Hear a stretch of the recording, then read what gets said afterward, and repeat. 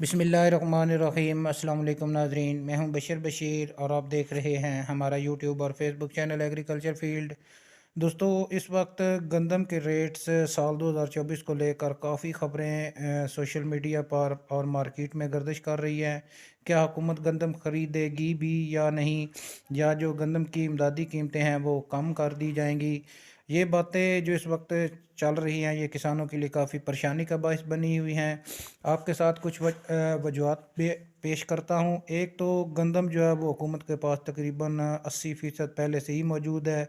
दूसरे नंबर पर पिछले साल हुकूमत ने गंदम की इमदादी कीमतें 3,900 रुपये फ़ी 40 किलो की मुकर्रर की थी।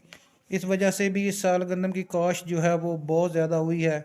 जो हुकूमत को पता है कि इस साल गंदम की काश्त बहुत ज़्यादा की गई है। तीसरी अहम वजह ये है कि नई हुकूमत है, मईशत हमारे मुल्क की वैसे ही कमज़ोर है, महंगाई बहुत ज़्यादा है, आटे के लिए लोग लाइनों में खड़े हैं। इसलिए जो नई हुकूमत है, हो सकता है वो इमदादी कीमतें कम करे और किसानों से गंदम कम रेट्स पर ले। हुकूमत की जो है वो लोगों की जो है वो सपोर्ट्स हासिल करने के लिए, जो कि किसानों के साथ बहुत बड़ा जुल्म होगा।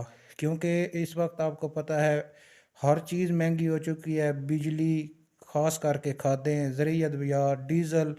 इसलिए गंदम की जो वो है इमदादी कीमत वो 4,000 रुपये से कम किसी सूरत नहीं होनी चाहिए।